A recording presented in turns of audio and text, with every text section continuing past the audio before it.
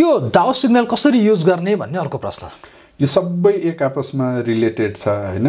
अब यो डाउ सिग्नल भनेको पनि अहिकै हायर हाई र हायर लोकै कन्सेप्ट हो, जसले चाहिँ प्रिभियस हायर हाई अथवा लोअर हाईलाई ब्रेक गरिसकेपछि जेनेरेट हुने सिग्नल हो हैन।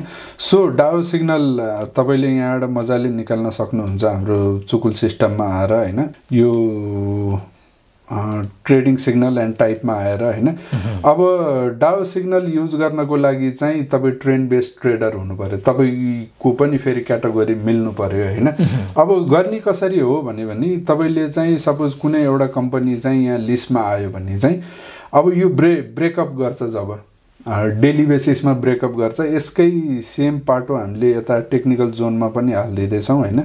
टेक्निकल जोनमा चाहिँ यहाँ लाइभ डाउ सिग्नल भन्ने आउँदैछ हैन। यहाँ आइसकेपछि चाहिँ के हुन्छ भन्दाखेरि त्यो लाइभ टाइममा तपाईको ब्रेकआउट हुन्छ हैन। हायर हाई अथवा पहिलाको प्रिभियस लोअर हाई ब्रेकआउट भइसकेपछि यहाँ आइडेन्टिफाई भइहाल्छ।